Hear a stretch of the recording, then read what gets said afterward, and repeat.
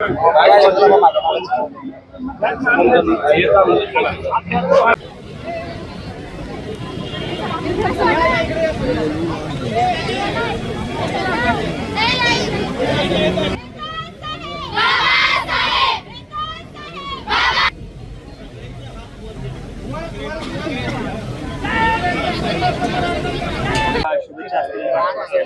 April निमित्त पहिली प्रथम तर सगळ्यांना बाबासाहेबांच्या जयंतीच्या शुभेच्छा.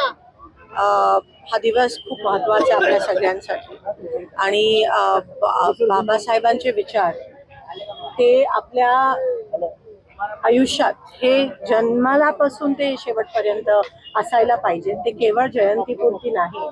हा संदेश बाबासाहेबांनी दिलेला आज खरं तर बाबासाहेबांची जास्तच आठवण येते आणि त्यांचे विचार आज जास्त लागू आहेत.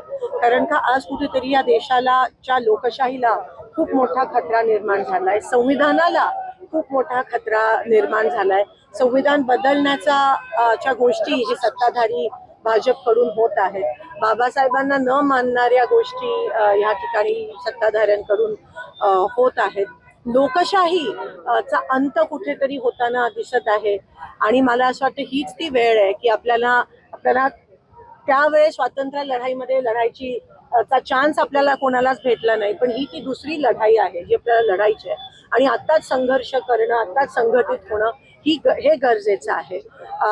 जात पात धर्म सगळं बाजूला ठेवून ह्या लोकशाही टिकवण्यासाठी, संविधान टिकवण्यासाठी मला असं वाटतं आता काळाची गरज आहे आणि तीच खरी श्रद्धांजली आहे. तेच खरं जयंती साजरं करणं मला असं वाटतं होईल.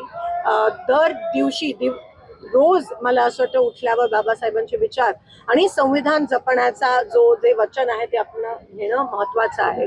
उद्याच 3 दिवसाचं संसदीय सत्र आहे महिला आरक्षणावर.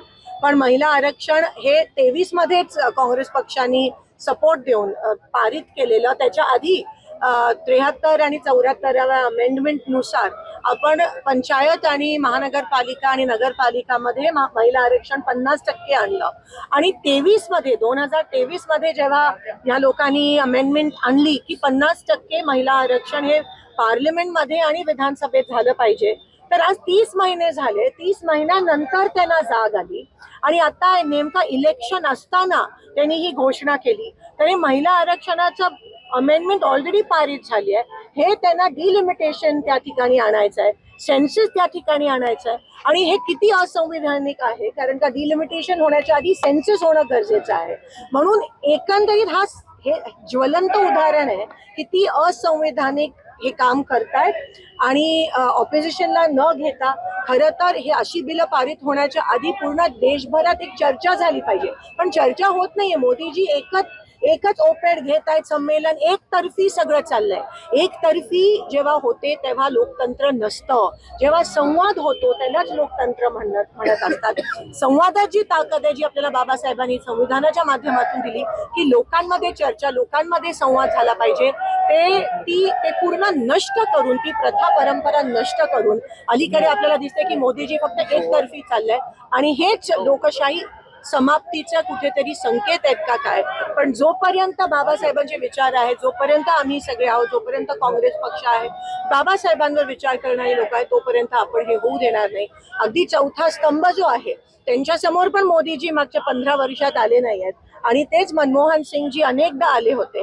ह्याच्यावरूनच कळतं की कसं लोकशाहीचा अपमान आणि संविधानचा अपमान हा मोदीजी आणि भाजपकडून वारंवार होतो. राज ठाकरेंनी एक ट्विट केलंय. ते असं म्हणतायत की बाबा बाबासाहेबांची किंवा कुठल्याही महापुरुषांची जयंती पुण्यतिथी आले की त्यांना केवळ डॉल्बी लावून कर्णकर्कश आवाजात त्यांच्या समोर नाचणं ही काही जयंती नव्हे तर त्यांच्या विचारावर चालणं हीच खरी जयंती आहे. मी ह्या गोष्टीशी 100% सहमत आहे आणि माझ्याकडे पण जेव्हा लोक वर्गणी मागायला येतात, आपल्याला माहिती आहे आमदार खासदारांकडे येतात, मी सांगते मी वर्गणी देणार नाही. वस्तू स्वरूपात काही पाहिजे, मग वह्या पुस्तकं असतील, वाचनालयासाठी काही असेल तर नक्की मी देईन. पण फक्त जयंती निमित्त एकंदरीत तुम्हाला त्यापुरती जे करायचंय ते करा, पण वर्षभर मग त्यांचा विसर नाही पडायला पाहिजे.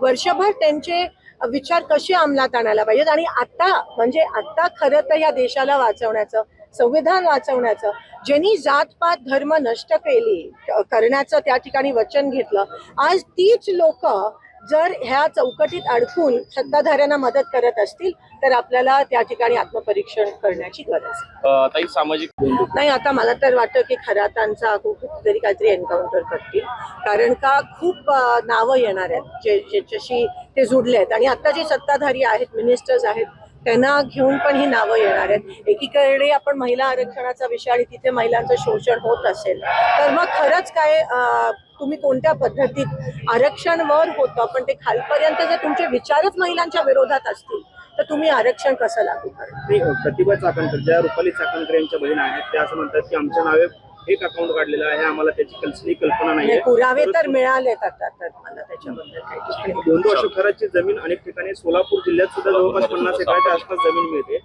आणि ही नेमकी या जे काही मार्ग जात आहेत महामार्ग तिथेच ही जमीन जाते. म्हणजे कुठेतरी सरकारमधले लोक त्याला 100% ह्यांची मिलीभगत आहे. आणि अजूनही मला असं वाटतं काही त्यांना पुरावे बाहेर येणार आहेत. पण मी तुम्हाला सांगते त्याआधी त्यांचं काहीतरी हेच लोक करवतील अशी मी शंका व्यक्त करते. लोकशाही मराठी ऐका, पहा, जागरूक रहा.